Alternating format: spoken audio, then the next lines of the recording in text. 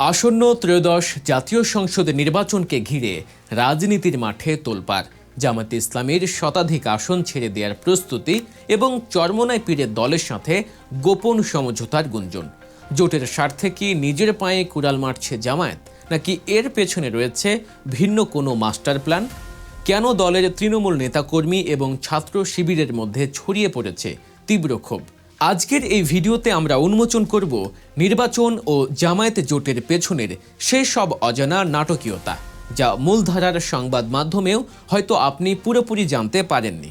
ভিডিওটি শেষ পর্যন্ত না দেখলে রাজনীতির এই জটিল দাবাত চাল কিছুই বুঝতে পারবেন না।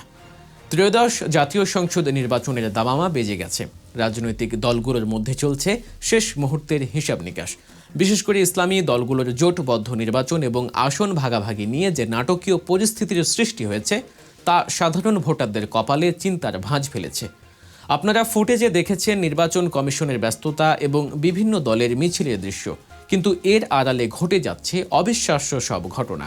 সবচেয়ে বড় খবর হলো জামায়াত ইসলামী এবং অন্যান্য সমমনা দলগুলোর মধ্যে আসন সমঝোতার বিষয়টি। জামায়াত অনেক আগে থেকেই মানসিকভাবে প্রস্তুত ছিল যে একটি বৃহত্তর জোট গঠনের স্বার্থে তারা তাদের শতাধিক আসন ছেড়ে দেবে। সেই পরিকল্পনা অনুযায়ী 10 দলীয় নির্বাচনী সমঝোতার ঘোষণা আসার পরপরই দেখা গেল বেশ কিছু আসনে জামায়াত তাদের দলীয় মনোনয়ন জমা দেয়নি, অর্থাৎ তারা কথা রেখেছে। কিন্তু রাজনীতির মাঠ কি এতই সরল? নাটকীয়তা শুরু হয় যখন দেখা যায় 10 দলীয় জোটের ঘোষণার পরেও জামায়াত এবং ইসলামী আন্দোলন বাংলাদেশ উভয় দলই বিপুল সংখ্যক আসনে মনোনয়নপত্র জমা দিয়েছে। পরিসংখ্যানটি শুনলে চমকে যাবেন।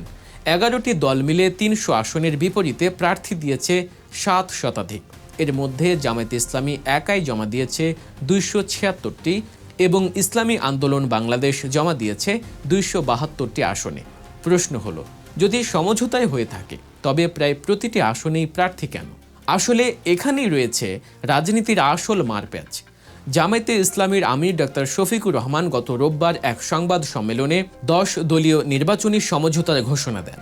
এই জোটে নতুন করে যুক্ত হয়েছে কর্নেল অলি আহমেদের এলডিপি এবং জুলাই বিপ্লবে নেতৃত্ব দেয়া তরুণদের দল জাতীয় নাগরিক পার্টি এনসিপি। জামায়াতের আমির খুব আত্মবিশ্বাসের সাথেই বলেছিলেন এটি জোটের চেয়েও মজবুত একটি নির্বাচনী সমঝোতা। তিনি আশ্বাস দিয়েছিলেন মনোনয়নপত্র জমা দেওয়ার পর বাকিটা সুন্দরভাবে সমাধান হবে। কিন্তু মাঠের চিত্র বলছে ভিন্ন কথা। মনোনয়নপত্র জমার শেষ দিনের ঠিক আগ মুহূর্তেও পুরোপুরি নিশ্চিত হওয়া যায়নি কে কোন আসন পাচ্ছেন, আর এই অনিশ্চয়তা থেকেই জন্ম নিয়েছে ব্যাপক অসন্তোষ। বিশেষ করে ইসলামী আন্দোলন বাংলাদেশ এবং তাদের অনুসারীরা এই আসন ভাগাভাগি নিয়ে মোটেও সন্তুষ্ট নয়। দলটির সিনিয়র নায়েবে আমির মুফতি ফয়জুল করিম প্রকাশ্যেই ক্ষোভ ঝেড়েছেন।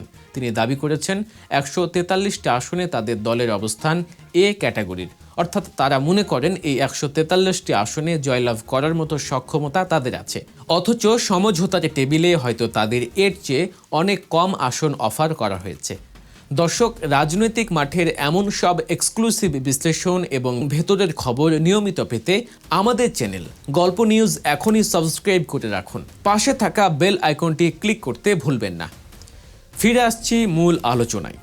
ইসলামী আন্দোলনের এই অসন্তোষ তো আছেই, তবে আগ্নেয়গিরির লাভা জমেছে খোদ জামায়াতে ইসলামীর ভেতরে। দলের তৃণমূল নেতাকর্মী এবং বিশেষ করে ছাত্র শিবিরের মধ্যে চাপা ক্ষোভ এখন আর গোপন নেই। সামাজিক যোগাযোগ মাধ্যমে চোখ রাখলে দেখা যাচ্ছে তাদের এই হাহাকার।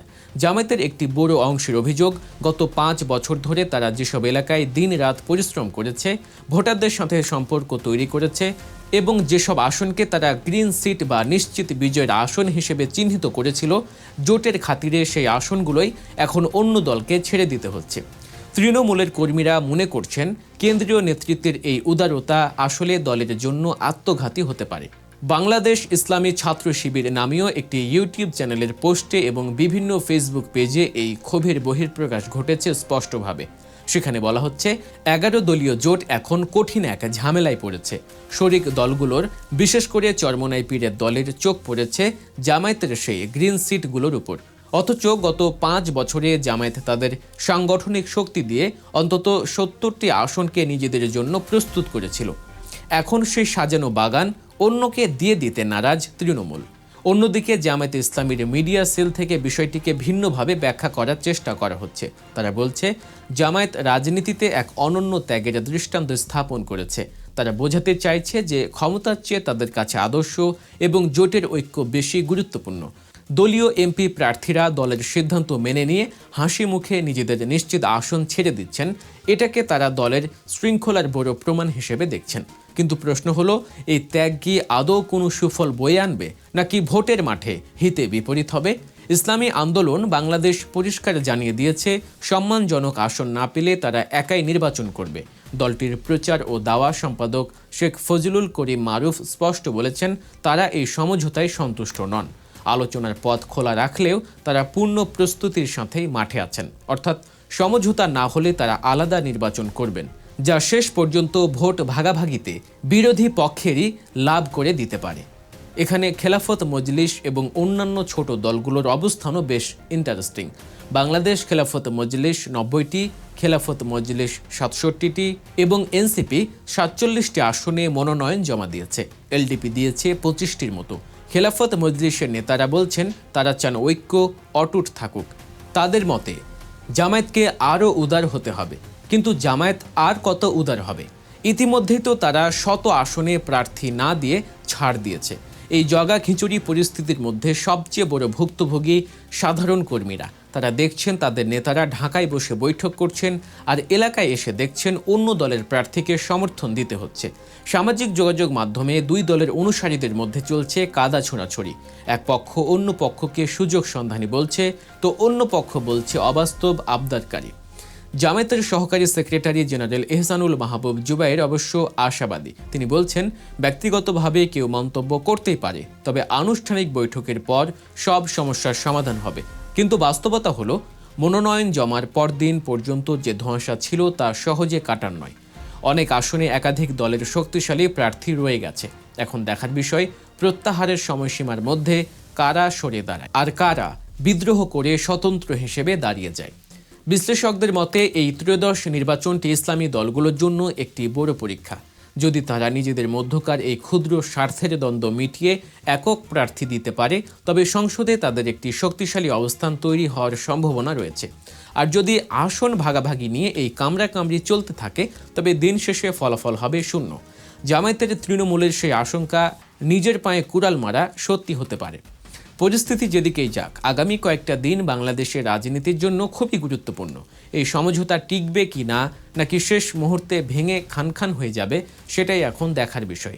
আর চরমোনাই পীর কি শেষ পর্যন্ত জামায়াতের ছেড়ে দেয়া আসনে সন্তুষ্ট থাকবেন, নাকি তাদের দাবিকৃত 143 আসনের জন্য অনড় থাকবেন? এই প্রশ্নের উত্তরই ঠিক করে দেবে আগামী নির্বাচনের ভাগ্য।